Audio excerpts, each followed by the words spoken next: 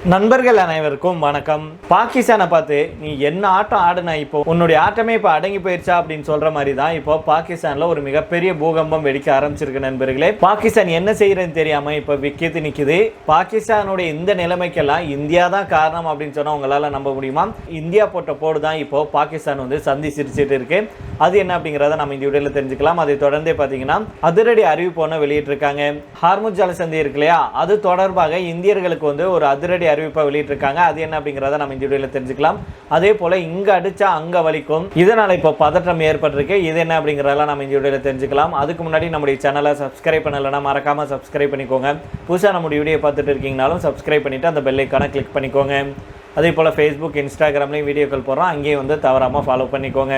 பாகிஸ்தானில் இப்போது மிக மோசமான நெருக்கடி நிலவிட்டு வருது. ஒரு பக்கம் பலுச்சிஸ்தான் தாங்கள் தனிநாடு அப்படின்னு பாகிஸ்தானுக்கும் தங்களுக்கும் தொடர்பு இல்லை அப்படின்னு அறிவிச்சிருச்சு. இன்னொரு பக்கம் பாகிஸ்தான் ஆக்கிரமிப்பு காஷ்மீர் பகுதியில் பாகிஸ்தான் அரசு மீதான வெறுப்பு அதிகரிச்சுட்டு வருது. இப்படி நிலைமையை சமாளிக்க முடியாமல் பாகிஸ்தான் இப்போ விழிச்சு அப்படியே கையை பிசைஞ்சிட்டு இருக்கு அப்படிங்கிற தகவல் வெளியாயிருக்கு. இத்தனை காலமாக பாகிஸ்தான் தீவிரவாதிகளை வச்சு தான் அரசியல் செஞ்சுட்டு வந்துச்சு. அண்டை நாடுகளுக்கு தீவிரவாதிகளை அனுப்புறது உள்ளிட்ட மோசமான செயல்களை செஞ்சுட்டு வந்தாங்க.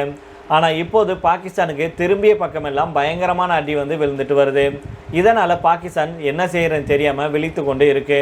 ஒரு பக்கம் பாகிஸ்தான் ஆக்கிரமிப்பு காஷ்மீரில் ஷெரீப் அரசுக்கு எதிரான போராட்டங்கள் தீவிரமடைஞ்சிருக்கு. ஒரு மாதத்தை கடந்து இந்த போராட்டம் வந்து தொடர்ந்து நடந்துட்டு வருது. போராட்டத்தை ஒடுக்கிறதுக்கு அங்கு செல்லும் அத்தியாவசிய பொருட்களை ஷெரீப் அரசு முடக்கியிருக்கு. இருந்தாலும் ஆக்கிரமிப்பு காஷ்மீர் மக்களுக்கு அது மேலும் கோபத்தை ஏற்படுத்தி போராட்டத்தை வந்து தீவிரப்படுத்தவே செஞ்சிருக்கு. கடந்த வாரம் போராட்டத்தை முன்னின்று நடத்தி வரும் சர்தார் அமன் கான் ராவல்கோட்டில் இருக்கும் ஈத்கா மைதானத்தில் நடைபெற்ற பொதுக்கூட்டத்தில் பேசும்போது வெளிப்படையாகவே இது பற்றி குற்றம் சாட்டியிருந்தார். உணவு மற்றும் மருந்து பொருட்களுடைய விநியோகம் பாதிக்கப்பட்டிருப்பதாக சாடிய அவர் இதனால் அந்த பகுதியில் மோசமான நெருக்கடி உருவாகி இருப்பதாகவும் அவர் சொன்னார். மேலும் அவர் வந்து POK அப்படிங்கிறது பாகிஸ்தானுடைய ஒரு பகுதியில் எங்களுக்கு பாகிஸ்தான் தேவையில்லை, மாறாக பாகிஸ்தானுக்கு தான் நாங்கள் தேவைப்படுறோம், கட்டுப்பாட்டு கோட்டை நோக்கி பேரணியாக செல்ல வேண்டுமா அப்படின்னு பொதுமக்களிடம் அவர் கேள்வி எழுப்பினார். அதுக்கு நாம் எல்லோரும் செல்வோம் அப்படின்னு மக்கள் பதிலுக்கு கோஷமிட்டு இருக்காங்க. இதற்கிடையில தான் அங்கு நேற்று நடந்த போராட்டத்தில் இது அடுத்த கட்டத்துக்கு போயிருக்கு. நேற்று பல ஆயிரக்கணக்கான மக்கள் மத்தியில் பேசிய அமான் கான் POK அப்படிங்கிறது சுதந்திர பகுதி கிடையாது, சர்ச்சைக்குரிய பகுதியும் இல்லை, ஆனால் இது ஒரு ஆக்கிரமிக்கப்பட்ட பகுதி அப்படின்னு சொல்லியிருந்தாரு. அவருடைய இந்த வரி வந்து முக்கியமானது. இந்தியாவுடைய ஒரு பகுதியான காஷ்மீரை சுதந்திரத்துக்கு அப்புறம் பாகிஸ்தான் வந்து ஆக்கிரமிச்சிருந்தாங்க. ஆக்கிரமிப்பு காஷ்மீரில் போராட்டத்தை முன்னெடுக்கும் நபரே அதை ஒப்புக்கொண்டிருக்கிறாரு. இது ஒரு பக்கம் இருக்க, பலுச்சிஸ்தான் பகுதியும் பாகிஸ்தானுக்கு இப்போ தலைவலியாக மாறி இருக்கு. நீண்ட காலமாகவே பலூச் வந்து சுதந்திரம் கோரி போராடிட்டு வர்றாங்க. இதற்கிடையில தான் பாகிஸ்தான்ல இருந்து பலுச்சிஸ்தான் சுதந்திரம் பெற்று விட்டதாக பலூச் அரசியல் ஆர்வலரான மிர்யார் பலோச் அவர் நேற்று தடாலடியாக ஒரு அறிவிப்பு ஒன்று வெளியிட்டாரு. இது தொடர்பாக அவர் தன்னுடைய ட்விட்டரில் என்ன சொன்னார்னா, பலுச்சிஸ்தான் மக்கள் முடிவெடுத்துட்டாங்க, பலுச்சிஸ்தான் அப்படிங்கிறது பாகிஸ்தானுடைய ஒரு பகுதி கிடையாது, உங்களுடைய அராஜகத்தை உலகம் இனி அமைதியாக வேடிக்கை பார்க்காது, பாகிஸ்தானில் பல ஆண்டுகளாக மனித உரிமை மீறல்கள், அரசியல் ஒடுக்குமுறை போன்ற பிரச்சனைகள் நடைபெற்றுட்டு வருது, இதனால் பலுச்சிஸ்தான் பாகிஸ்தான்லேருந்து பிரிந்து சுதந்திரமாக செயல்படும் அப்படின்னு அறிவிச்சிருந்தாரு. இயற்கை வளங்கள் நிறைந்த பலுச்சிஸ்தான் பாகிஸ்தானுடைய பரப்பளவில் மிகப்பெரிய மாகாணமாக இருந்தாலும் மக்கள் தொகை அடிப்படையில் சின்ன மாகாணமாகும். பாகிஸ்தானுடைய அடக்குமுறைக்கு எதிராக அந்த பகுதியில் பல ஆண்டுகளாகவே பிரிவினைவாத இயக்கங்கள் செயல்பட்டு வர்றாங்க. அவங்கள அழைத்து பேச்சுவார்த்தை நடத்தாமல் அடக்குமுறையே பதிலாக பாகிஸ்தான் வந்து கையாண்டுட்டு வருது. இதன் விளைவாக தான் இப்போ பாகிஸ்தான் ஆக்கிரமிப்பு காஷ்மீராக இருக்கட்டும், பலுச்சிஸ்தான் மாகாணமாக இருக்கட்டும், அங்கே இரண்டு இடத்துலையும் பார்த்தீங்கன்னா பாகிஸ்தானுக்கு ஒரு மிகப்பெரிய நெருக்கடியை ஏற்படுத்தும் விதமாக அங்கே இருக்கும் மக்கள் வந்து செயல்பட்டு வர்றாங்க. அதனால் வல்லுநர்கள் பலரும் என்ன சொல்கிறாங்கன்னா, என்ன ஆட்டம் ஆடுன, அதுவும் தீவிரவாதிகளை வச்சு குறிப்பாக இந்திய எல்லைக்குள்ள அனுப்பி இந்தியா மேலே தாக்குதல் நடத்துறதுக்கு நீ தாக்குதல் நடத்தியிருக்கிற, எத்தனை இந்திய உயிர்களை நீ பறிச்சிருப்ப, இப்போ உனக்கே உங்கள் நாட்டு மக்கள் உங்களுக்கு எதிராக திரும்பி இருக்காங்கன்னா நீ முற்பகல் செய்யின் பிற்பகல் விளையும் அப்படிங்கிற மாதிரி தான் நீ முன்னாடி செஞ்சதுதான் இப்போ உனக்கு அது வந்து பாடம் கற்பித்துட்டு இருக்கு அப்படின்னு பலரும் திட்டு இருக்காங்க. அதனால இனி வரும் நாட்களில் பாகிஸ்தானுடைய சோழி முடிஞ்சிருச்சு அப்படிங்கிறதுல எந்த மாற்று கருத்தும் இருக்க முடியாது. இனி வரும் நாட்களில் என்னெல்லாம் நடக்குது அப்படிங்கிறத உங்களுக்கு அப்டேட் பண்ணுறோம் நண்பர்களே. இப்போ வரைக்கும் நீங்கள் ஸ்கிப் பண்ணாமல் பார்த்துருப்பீங்க அப்படின்னு நம்புகிறேன். ஸ்கிப் பண்ணாமல் இது வரைக்கும் யாரெல்லாம் பார்த்துருக்கீங்களோ கீழே வந்து கமெண்ட் பாக்ஸில் கமெண்ட் பண்ணுங்கள். நம்முடைய வீடியோவை மறக்காமல் லைக் பண்ணிடுங்க. இதை தொடர்ந்து அடுத்த செய்தியாக, ஹார்முஸ் ஜலசந்தி வழியாக செல்லும் கப்பல்களில் இந்திய மாலுமிகளை பணியில் அமர்த்துறதை தவிர்க்க வேண்டும் அப்படின்னு கப்பல் உரிமையாளர்கள், மேலாளர்கள் மற்றும் நிறுவனங்களுக்கு கடல்சார் நிர்வாக பொது இயக்குநரகம், அதாவது TGMA அப்படின்னு சொல்லுவாங்க இல்லையா, அவங்க வந்து கடிதம் எழுதியிருக்காங்க. மேற்காசிய போர் காரணமாக ஹார்முஸ் ஜலசந்தியை மூடியிருக்கும் ஈரான் அதன் வழியாக செல்லும் கப்பல்கள் மேலே தாக்குதல் நடத்திட்டு வருது.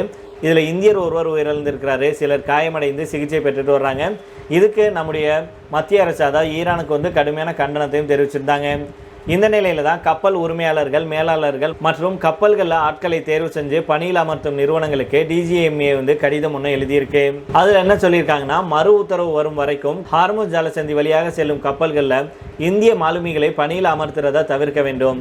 பாரசீக வளைகுடா, ஹார்முஸ் ஜலசந்தி மற்றும் அதை ஒட்டியிருக்கும் கடல் பகுதிகளில் இயங்கும் கப்பல்களில் உயர்மட்ட பாதுகாப்பை மேற்கொள்ளணும். அதிகாரிகள் வெளியிடும் பயண எச்சரிக்கைகள், பாதுகாப்பு ஆலோசனைகளை கண்காணித்து சர்வதேச கப்பல் மற்றும் துறைமுக பாதுகாப்பு நெறிமுறைக்கு இணங்க அனைத்து பாதுகாப்பு நடவடிக்கைகளையும் செயல்படுத்த வேண்டும் அப்படின்னு அந்த கடிதத்தில் வந்து சொல்லியிருக்காங்க. இதை தொடர்ந்து அடுத்த செய்தியாக பார்த்தோம் அப்படின்னா, அமெரிக்காவை இஸ்ரேல் வந்து தேவையில்லாமல் ஈரான்கிட்ட சிக்க வச்சிருச்சு அப்படின்னு பல உலக அரசியல் வல்லுநர்கள் வந்து சொல்கிறாங்க. வடிவேல் ஒரு படத்தில் என்னையவாடா நீங்கள் அடிக்கிறீங்க அப்படின்னு கோவப்படுவார். உடனே என் தலைவனை கூட்டிகிட்டு வரேன் அப்படின்னு போய் ஒரு பெரிய ரவுடியை கூட்டிகிட்டு வருவார். அவங்கக்கிட்ட சுற்றி இருக்கிறவங்க இவனை கூட்டி செல் அப்படின்னு எச்சரிப்பார். ஆனால் எச்சரிக்கையை மீறும் வடிவேலு இப்போ எரிடா அப்படின்னு சொல்லுவார். அப்படித்தான் அமெரிக்கா இஸ்ரேலுக்காக உள்ளே போய் இப்போ அடி வாங்கி வருது. என்னதான் அமெரிக்கா வந்து மிகப்பெரிய டான் அப்படின்னாலுமே அவங்கள எங்கே அடித்தா வலிக்கும் அப்படிங்கிறத ஈரான் வந்து நல்லா தெரிஞ்சு வச்சிருக்கு. அங்கே தான் இப்போ அடிச்சுட்டு இருக்கு.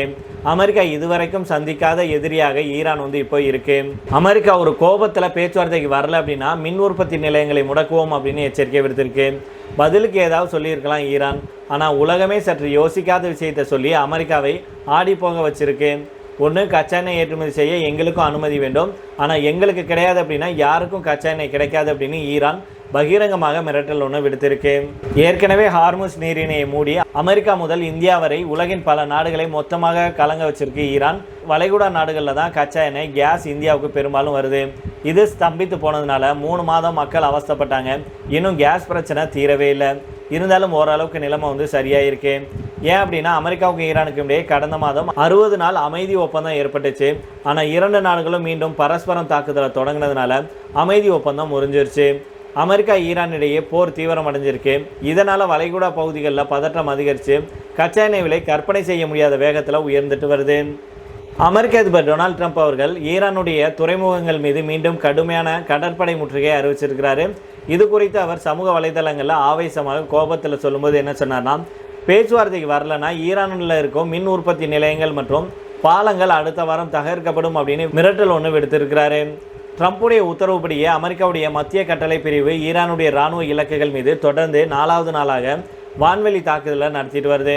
குறிப்பாக இந்தியா பெரும் முதலீடு செஞ்சிருக்கும் ஈரானுடைய சாபகார் துறைமுகத்தை குறிவச்சு அமெரிக்கா 2வது முறையாக வான்வெளி தாக்குதலை நடத்துச்சு. துறைமுக வளாகத்தில் இருக்கும் ஷாகித் கலந்தாரி முனையத்தின் கடல்சார் போக்குவரத்து கட்டுப்பாட்டு கோபுரம் அமெரிக்க ஏவுகணையால் தாக்கப்பட்டு பலத்த சேதமடைஞ்சிருக்கு. இந்த தாக்குதல்னால கோபுரத்திலிருந்து பெரிய அளவில் கரும்புகை வெளியேறினது மட்டும் இல்லாமல் துறைமுக பகுதி முழுவதும் மின்தடை ஏற்பட்டுச்சு. மேலும் துறைமுகத்துடைய 2 கப்பல் தளங்களும் பாதிக்கப்பட்டிருக்கு. இதுக்கு பதிலடியாக பக்ரைன், குவைத், ஜோர்டான், கத்தார் ஆகிய நாடுகளை நோக்கி ஈரான் வந்து ஏவுகணை மற்றும் ட்ரோன் தாக்குதலை நடத்திட்டு வருது.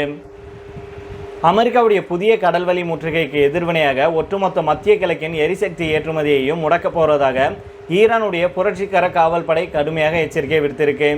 வளைகுடா பிராந்தியத்திலிருந்து கச்சா எண்ணெய் மற்றும் எரிவாயு ஏற்றுமதி அப்படிங்கிறது ஒன்று அனைவருக்கும் கிடைக்க வேண்டும் அல்லது யாருக்கும் கிடைக்கக்கூடாது அப்படின்னு மிரட்டல் தோணியில் ஈரான் தன்னுடைய அதிகாரப்பூர்வ அறிக்கையில் வந்து சொல்லியிருக்காங்க.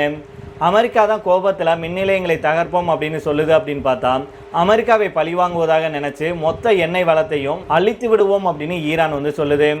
அமெரிக்காவுடைய பலத்துக்கு எதிராக ஈரான் சண்டை செய்யலை, மாறாக அமெரிக்காவுடைய பலவீனம் எதுவோ அதில் சண்டை செய்யுது. அதுக்கு அந்த நாட்டின் புவியியல் அமைப்பும் பக்கபலமாக இருக்கு.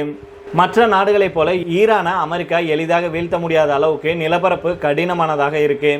ஒரேடியாக எந்த ஒரு பலமான முடிவும் எடுக்க முடியாமல் இருக்காங்க. நாம் ஏற்கனவே சொன்னது போல் எங்கே அடித்தா அமெரிக்காவுக்கு வலிக்குமோ அங்கே தான் ஈரான் பலமாக அடிக்கிறாங்க. இது அமெரிக்காவை மட்டுமல்ல இந்தியாவையும் கடுமையாக பாதிச்சுட்டு வருது. இந்தியாவில் ஒரு வீட்டில் அடுப்பு பிரச்சனை இல்லாமல் எரிய வேணும் அப்படின்னா அமெரிக்க ஈரான் போர் உடனடியாக நிறுத்தப்பட வேண்டும். ஆனால் இதுக்கு ஈரான் இறங்கி வர வேண்டும், அமெரிக்காவும் இறங்கி வர வேண்டும். ஈரானும் பிடிவாதமாக இருக்கு. இது மட்டும் இல்லாமல் ஈரானில் அமெரிக்கா ஏற்படுத்திய சேதம் மிக அதிகம், அதுக்கு இழப்பீடும் கேட்குது. இந்த பஞ்சாயத்து எப்போ முடியும் அப்படின்னு தெரியாமல் உலகமே தவிச்சிட்டு வராங்க. நாம் ஏற்கனவே சொன்னது போல் இஸ்ரேலுக்காக சண்டைக்கு வந்து வெளியேவும் வர முடியாமல் முழுமையாக சண்டை போடவும் முடியாமல் அமெரிக்கா தவிச்சிட்டு வருது. இதில் சீனா, ரஷ்யா நினச்சாங்கன்னா ஒரே நாளில் பிரச்சனை முடிவுக்கு வரும். ஆனால் அவங்க அவ்வளவு எளிதாக இதை விடுவார்களா அப்படிங்கிறது பெரிய கேள்விதான். அதனால் பொறுத்திருந்து பார்ப்போம் நண்பர்களே. ட்ரம்ப் அவர்களுடைய பிடிவாதத்தினாலையும் ஈகோனாலையும் இப்போ ஈரான் அமெரிக்கா இடையே மிகப்பெரிய மோதல் நடந்துட்டு வருது. இந்த மோதல் முடிவுக்கு வந்தால் தான் உலக நாட்டு மக்களே நிம்மதி பெருமிச்சு விடுவாங்க. ஆனால் என்ன நடக்க போகுது அப்படிங்கிறத நம்ம பொறுத்திருந்து பார்ப்போம். இப்போ இதோட நம்ம இங்கே வீடியோ முடித்துக்கொள்ளலாம். இதை பற்றி உங்களுடைய கருத்துக்களை கீழே உள்ள கமெண்ட் பாக்ஸில் சொல்லுங்கள். மீண்டும் நாளை வேறொரு செய்திகளுடன் உங்களை சந்திக்கிறேன். நன்றி, வணக்கம்.